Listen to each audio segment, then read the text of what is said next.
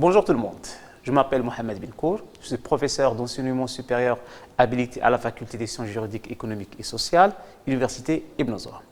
Je suis avec vous pour présenter les différents points concernant le module stratégie industrielle. Ce cours est destiné aux étudiants de la faculté des sciences juridiques, économiques et sociales d'Agadir, plus précisément les étudiants de la section ou des sections B, C et D. Alors, aujourd'hui, nous allons commencer par une première séquence dans laquelle nous allons essayer de mettre en évidence les deux points suivants. Dans un premier temps, nous allons essayer de cerner la notion de stratégie industrielle. C'est quoi la stratégie industrielle? Comment peut-on définir la stratégie industrielle? Et nous allons enchaîner par la suite par les différentes stratégies génériques. Et dans cette première séquence, nous allons essayer de mettre l'accent sur la première stratégie générique, à savoir la stratégie de domination par les coûts. Nous allons commencer par le commencement, à savoir la définition de la stratégie industrielle. Alors, c'est quoi une stratégie industrielle? Le terme l'indique avec pertinence. On a la notion de stratégie et on a la notion d'industrie industrielle. Donc, il s'agit tout simplement de poser des questions par rapport à la situation d'entreprise, par rapport à la stratégie de l'entreprise dans son secteur d'activité. Définir une stratégie industrielle généralement implique tout simplement de répondre aux questions suivantes. Quel processus de production l'entreprise doit-elle mettre en œuvre? Donc là, on s'interroge dans un premier temps sur le processus de production interne que l'entreprise doit mettre en place par rapport à son industrie, par rapport à son environnement.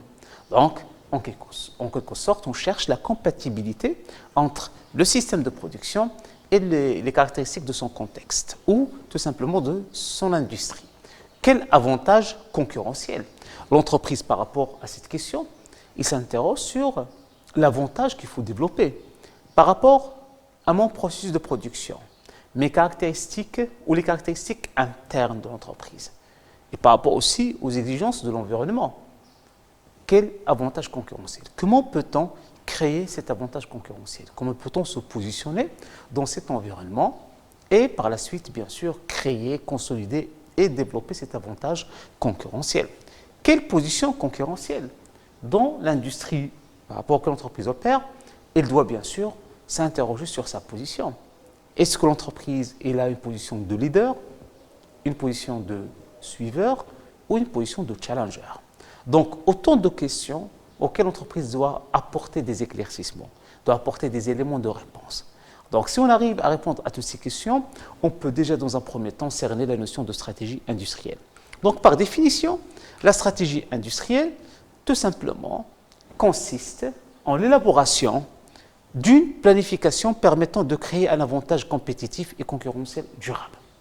Donc, on pouvait le constater, chaque fois qu'on parle de stratégie industrielle, on parle tout simplement d'un processus de planification, de mise en place d'actions, permettant à l'entreprise de créer un avantage concurrentiel, compétitif, durable.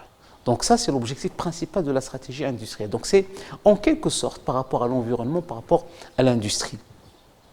Donc l'entreprise, à travers la stratégie industrielle, il va essayer de mettre en place une coordination optimale entre ce que j'ai expliqué tout à l'heure, le système de production, l'appareil de production et la stratégie de l'entité.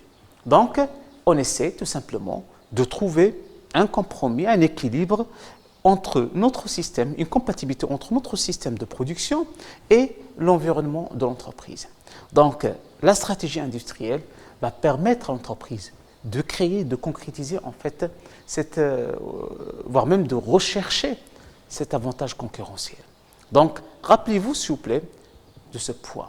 Vous avez le système de production, vous avez l'environnement, assurer une compatibilité, assurer une position pour l'entreprise dans ce système implique la mise en place d'une stratégie industrielle. Donc, voilà comment peut-on définir la stratégie industrielle. Je rappelle donc cette stratégie, c'est tout simplement mettre en place une planification qui va permettre à l'entreprise d'avoir un avantage concurrentiel. Cette planification doit s'appuyer sur une coordination optimale entre le système de production et la stratégie de l'entité. Donc, quels sont les axes que nous allons traiter dans le cours ou dans ce module de stratégie industrielle. Nous allons essayer dans un premier temps de mettre l'accent sur ce qu'on appelle stratégie par domaine d'activité. Les stratégies génériques, surtout, on va mettre l'accent sur les stratégies génériques de porteurs. Ça, c'est le premier axe. Quelles sont les stratégies génériques que l'entreprise peut mettre en place? Les stratégies de développement. Alors là, on parle bien sûr des deux axes de développement, à savoir la spécialisation et la diversification. Comme on peut mettre en place, bien sûr, d'autres aspects portant sur les modalités de développement à moyen et à long terme. Et là, on parle surtout des stratégies de croissance, les stratégies de croissance interne et externe. Donc, ce sont les 3 points que nous allons essayer de développer dans le cadre de ce cours. Et grâce ou suite à ces éléments-là, on peut déjà avoir une idée sur le positionnement de l'entreprise, sur la position de l'entreprise par rapport à la stratégie industrielle. Donc, nous allons commencer par la première partie, à savoir les stratégies génériques. Donc, chaque fois qu'on parle de stratégie générique, on s'interroge sur l'importance, l'objectif derrière ces stratégies génériques. Alors, c'est tout simplement les stratégies par domaine d'activité. Donc, si on parle de stratégie générique, on fait référence à la stratégie par domaine d'activité. Il s'agit de répondre à la question suivante. Il s'agit tout simplement de mettre en lumière la question suivante. Quelle stratégie concurrentielle adopter pour obtenir un avantage concurrentiel au niveau d'un DAS? Donc, faites attention à ce point. On cherche à acquérir un avantage concurrentiel. Donc, la question qui se pose, quelle stratégie à mettre en place pour réaliser, pour concrétiser cet avantage concurrentiel? Mais l'entité d'analyse ici, c'est le DAS, c'est le domaine d'activité stratégique. Donc, il s'agit tout simplement de mettre en évidence les différentes options qu'entreprise peut appliquer pour acquérir cet avantage concurrentiel par rapport à un domaine d'activité stratégique. Donc, regardez bien, le terme l'indique avec pertinence, stratégie concurrentielle. Donc, c'est une stratégie de lutte concurrentielle. C'est une stratégie, entre parenthèses, de confrontation. C'est une stratégie qui va permettre à l'entreprise d'assurer cette rivalité concurrentielle tout en créant cet avantage concurrentiel.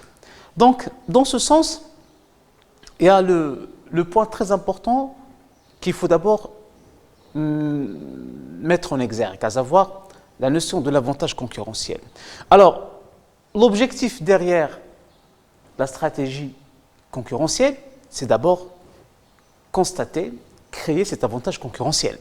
Cet avantage concurrentiel va permettre à l'entreprise par la suite de consolider sa position et d'assurer sa compétitivité et son développement. Donc, ceci dit qu'on doit d'abord cerner cette notion. Alors, l'entreprise, par rapport à un avantage concurrentiel, doit respecter 3 conditions. Pour assurer la pérennité de l'entreprise, cet avantage concurrentiel doit respecter 3 conditions. La première condition, c'est quoi? C'est que l'avantage concurrentiel doit être décisif. Alors, c'est-à-dire décisif, c'est un avantage qui va permettre à l'entreprise de se démarquer facilement des concurrents. C'est-à-dire que le client peut faire la distinction facilement entre notre produit et le produit de la concurrence. C'est un moyen pour nous différencier des concurrents. Donc, un avantage doit permettre à l'entreprise de se démarquer facilement de la concurrence. Donc, il doit être décisif, il doit être durable. Un avantage durable va agir sur la rentabilité de l'entreprise. Plus l'avantage est décisif et durable, plus l'entreprise arrive à tirer profit de cette situation. Et automatiquement, plus il arrive à améliorer sa performance à moyen et à long terme.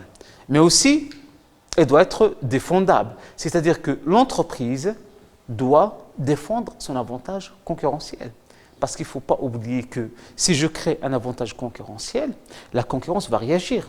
Peut-être ils vont essayer de faire la même chose que nous, peut-être mieux que nous, peut-être ils vont nous imiter. Donc l'entreprise, dans ce sens-là, elle doit être capable de défendre cette situation. Elle doit être capable de défendre cet avantage concurrentiel. Donc si on arrive à créer un avantage concurrentiel axé sur les 3 éléments, à savoir un avantage décisif, un avantage durable, un avantage défendable, l'entreprise peut tout simplement préserver, garder sa pérennité, et ça peut être une source de performance pour cette dernière. Donc, voilà la notion d'avantage concurrentiel. Donc, la stratégie concurrentielle ou la stratégie générique va permettre à l'entreprise de créer cet avantage concurrentiel. Donc, selon Michael Porter, on peut faire appel à 3 stratégies selon 2 types d'avantages concurrentiels. Alors, toujours dans le même sens, Michael Porter, il considère que toute entreprise peut faire appel à l'un des 2 axes, à l'un des 2 avantages concurrentiels, à savoir un premier avantage sur le coût et un deuxième avantage sur la qualité du produit. C'est-à-dire l'axe coût, c'est-à-dire que l'entreprise, elle peut fabriquer un produit avec une qualité abordable, acceptable, tout en mettant en place un système de coûts que l'entreprise peut maîtriser. Il s'agit tout simplement de produire avec des coûts faibles. Deuxième avantage, c'est la qualité ou l'avantage lié aux caractéristiques de coût. En quelque sorte, Michael Porter, il a divisé les clients en 2 catégories. Un client qui s'intéresse à un produit avec un coût qui est faible. Donc l'entreprise, dans ce cas-là, elle doit mettre en place une stratégie axée sur les coûts, la maîtrise des coûts, ou tout simplement une deuxième catégorie de clientèle, à savoir un client qui s'intéresse aux caractéristiques de produits. Donc, deuxième axe ou deuxième avantage, c'est l'avantage qualité. Donc, s'il vous plaît, les 2 éléments suivants, on doit les croiser avec l'étendue de marché, avec la cible stratégique. Alors, si l'entreprise elle vise tout le marché, ou tout simplement, elle vise une partie de ce marché, un segment, une niche. Donc, vous avez ici la cible, soit le secteur tout entier, soit le segment ou un segment particulier.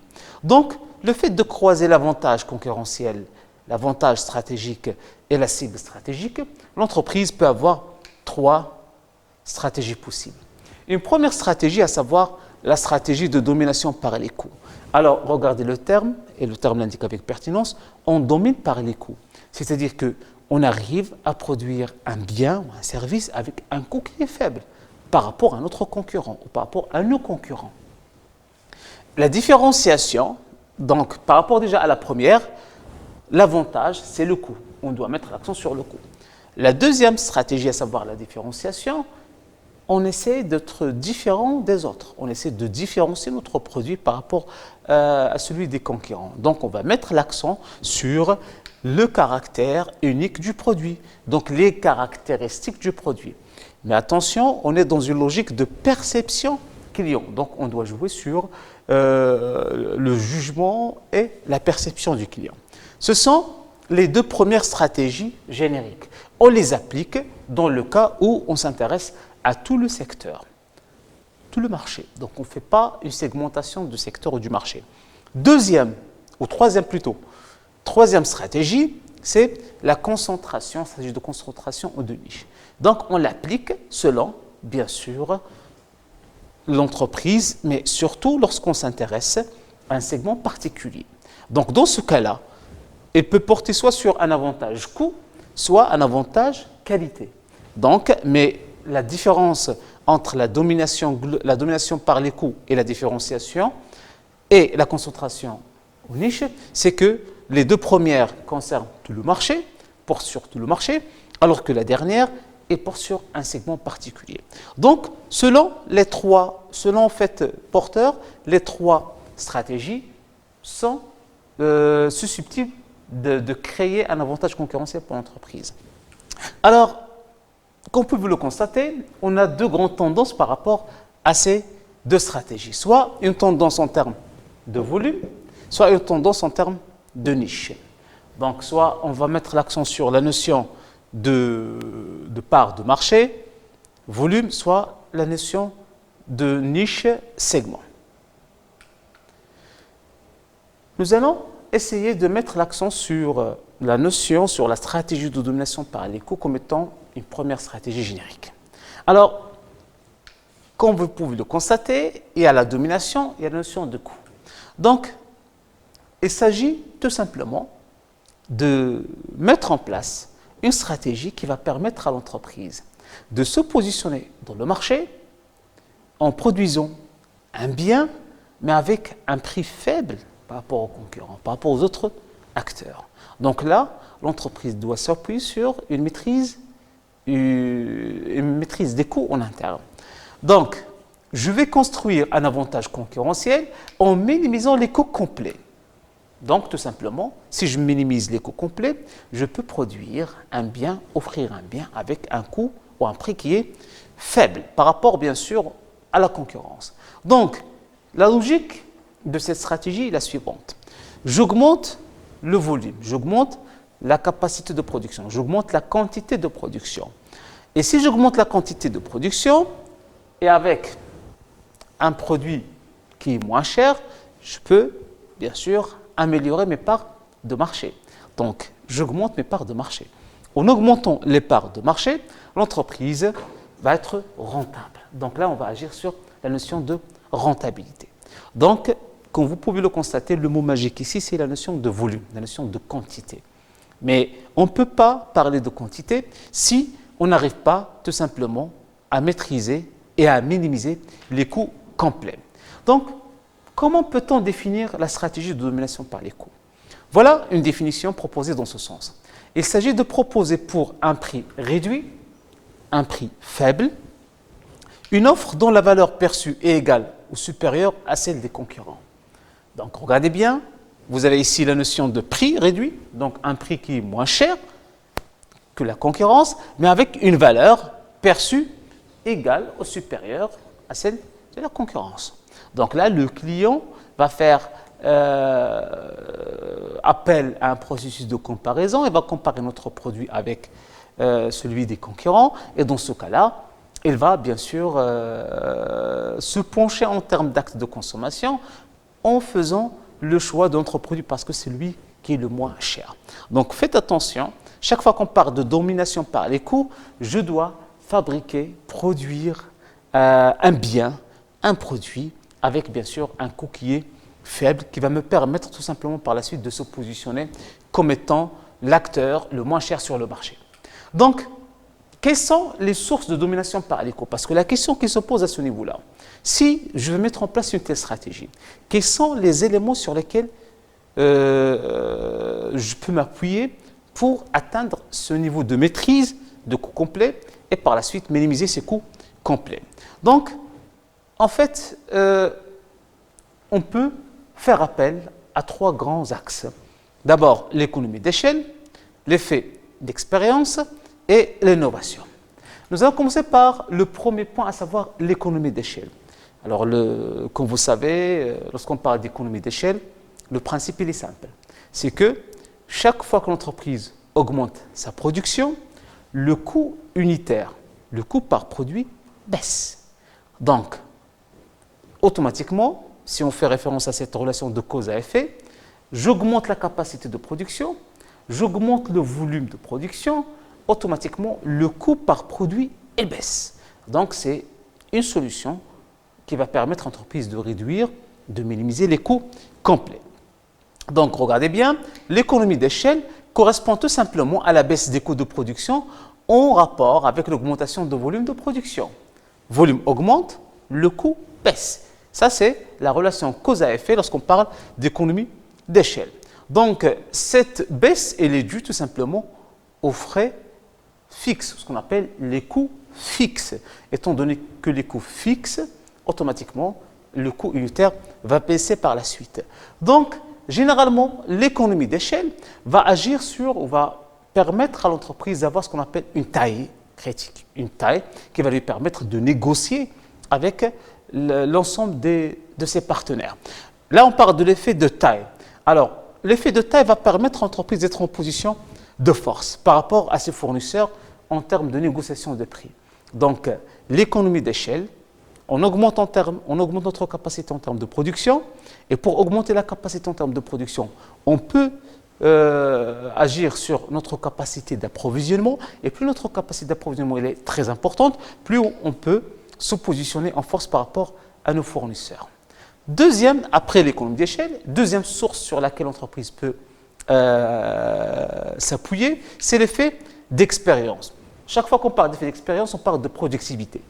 C'est-à-dire que l'entreprise, elle arrive à maîtriser les coûts suite à son apprentissage, suite à son expérience. Donc, cumul d'expérience va donner à l'entreprise la possibilité d'améliorer la productivité et de baisser par la suite les coûts complets. Donc, il s'agit d'une baisse constante de coûts unitaires chaque fois que l'entreprise cumule la production ou tout simplement chaque fois qu'il double sa capacité de production. Donc, on est dans une situation d'apprentissage. Donc, l'effet de l'expérience va agir sur la productivité, va agir sur les coûts complets et la maîtrise de ces coûts complets. Troisième source, c'est l'innovation. Bien sûr, chaque fois qu'on innove, surtout par rapport à la technologie utilisée, alors on arrive à mettre en place des procédés technologiques plus efficients, plus rentables, ce qui va agir positivement sur la maîtrise du coût. Et l'entreprise peut par la suite, bien sûr, proposer des produits avec des coûts abordables. Donc, la logique, elle est simple. Si je veux mettre en place une stratégie de domination par les coûts, donc l'objectif principal, c'est réduire les coûts, maîtriser et minimiser les coûts.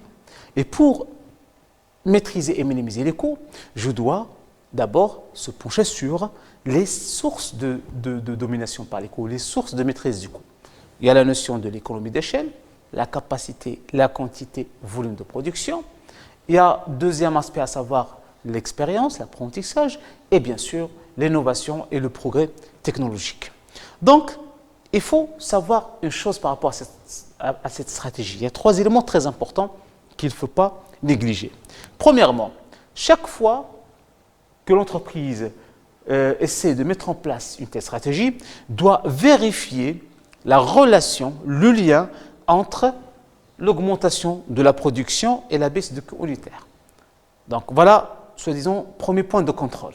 Si j'augmente la production et le coût unitaire baisse, et bien dans ce cas-là, je peux déjà continuer dans mon analyse et voir d'autres éléments. Mais si cette relation n'est pas au rendez-vous, et bien là, ça pose déjà un problème. Je ne peux pas donc continuer dans cette logique de domination par les coûts. Deuxième élément, je dois vérifier la relation entre part de marché et rentabilité. Est-ce que le fait d'avoir plus de parts de marché va procurer à l'entreprise une situation rentable ou une situation de rentabilité? Donc là, l'objectif, certes, c'est augmenter les parts de marché, mais il faut que ces parts de marché, en termes d'importance, génèrent pour l'entreprise une rentabilité assez importante. Donc parfois, on peut arriver à un seuil, à un niveau de part de marché, mais avec une rentabilité qui est faible. Troisième élément, l'entreprise doit, par la suite, en appliquant ces stratégies, arrive à atteindre l'objectif d'une position dominante. Il faut être, soi-disant, l'acteur le plus important, le plus dominant dans le marché. Donc, la stratégie de domination par les coûts, elle est très importante dans le sens de développement et de croissance de parts de marché. Mais c'est une stratégie risquée dans le sens où, si on n'arrive pas à maîtriser les coûts, automatiquement, on va avoir des retombées négatives, voire même des retombées qui sont contraires de ce qu'on a prévu au départ. Quelles sont les typologies ou quelles sont les différentes typologies de stratégies de domination par les coûts? Là, je vais essayer de mettre en évidence 5 typologies de domination par les coûts. La première stratégie que nous allons voir, c'est ce qu'on appelle tout simplement la stratégie dumping. Souvent, cette stratégie est utilisée par l'entreprise pour imposer un produit de substitution. Donc, il s'agit tout simplement à l'entreprise d'accepter des pertes initiales pour imposer un produit. Donc, le principe est le suivant. L'entreprise accepte des pertes partielles, des pertes momentanées pour imposer un produit.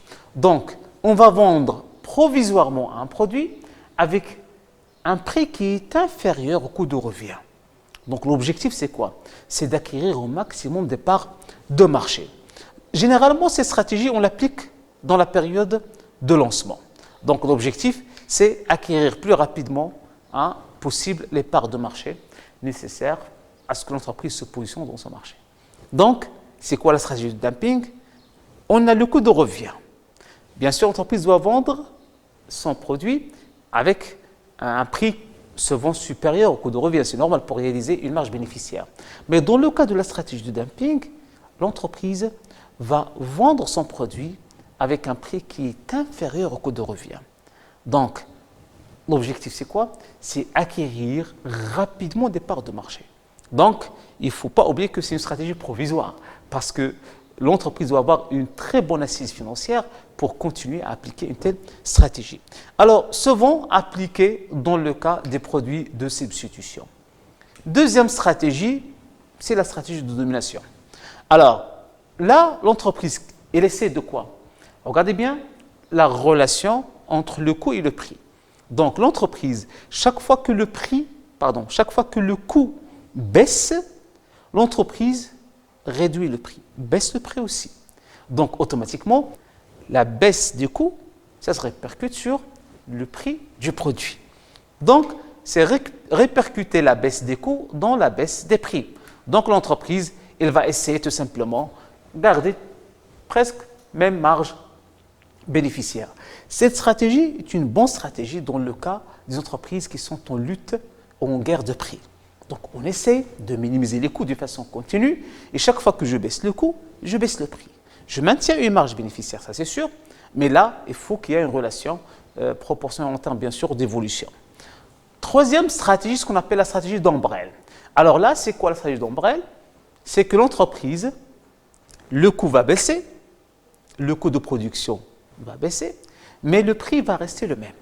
Donc, automatiquement, la marge bénéficiaire va être plus importante. Dans ce cas-là, l'entreprise, elle va maintenir les prix, mais en parallèle, les coûts vont baisser. Donc, dans ce cas-là, l'entreprise, elle va chercher à réaliser une rentabilité assez importante.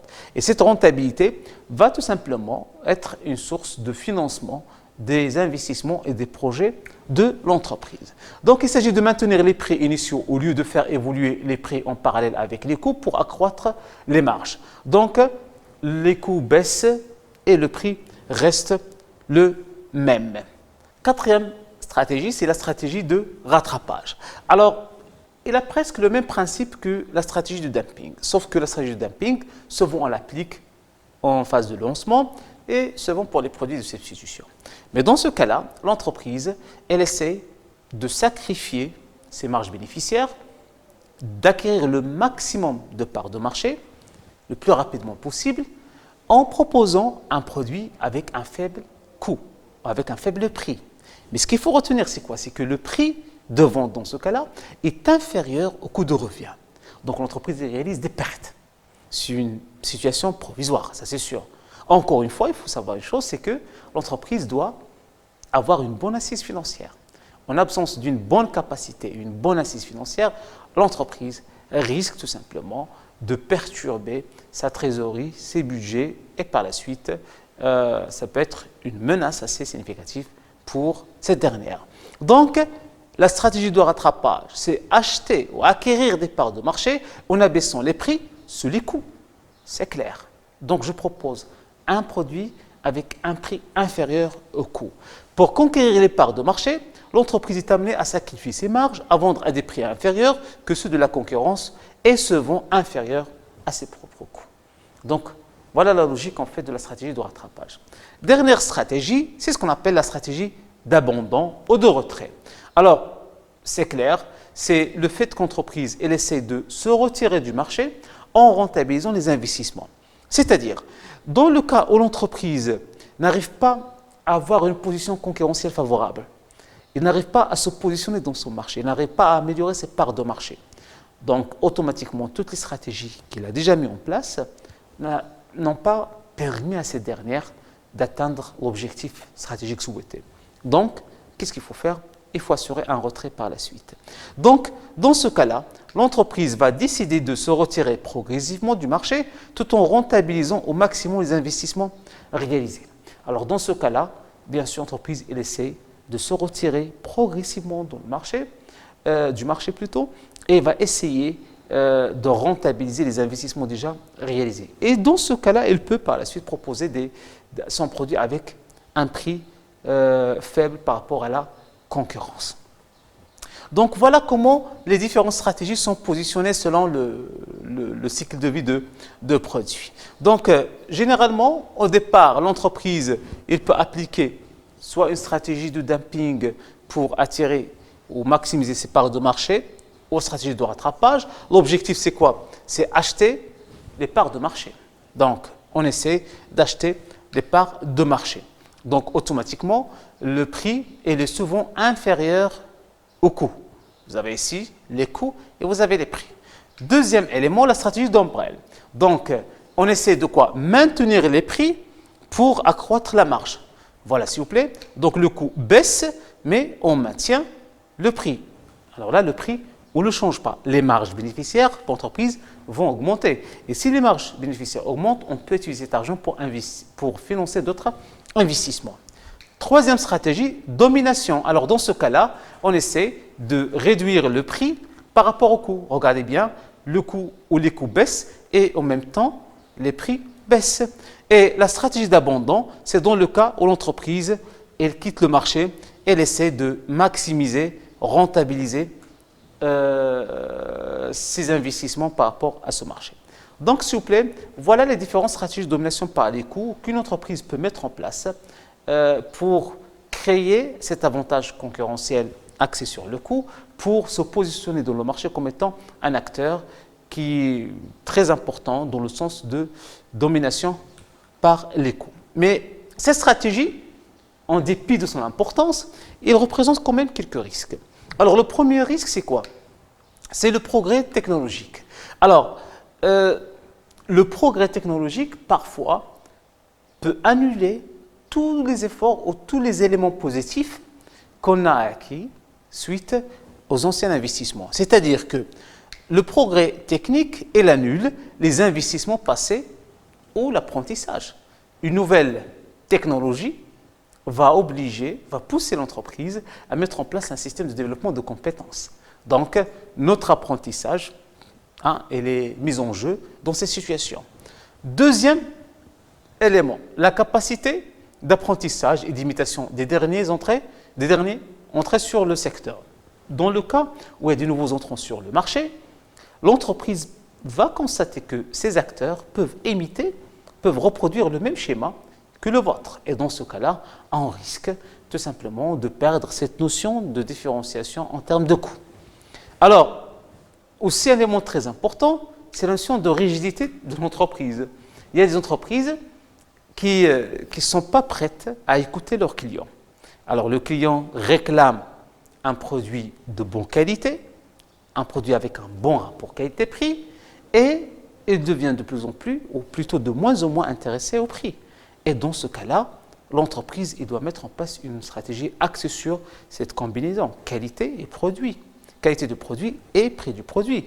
Alors que parfois, l'entreprise est rigide. Donc, il y a un manque d'écoute de l'évolution des demandes des clients ou évolution, voire même de comportement du client. Donc, qu'est-ce qu'il faut faire dans ce sens-là? Il faut bien sûr se positionner davantage par rapport aux exigences du client et évaluer notre stratégie de domination par les coûts. Est-ce que c'est toujours la meilleure stratégie?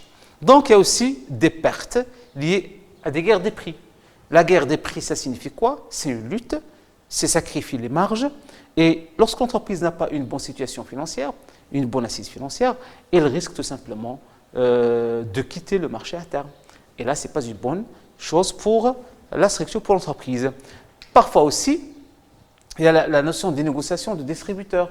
Donc, mes marges bénéficiaires dépendent des coûts et des prix.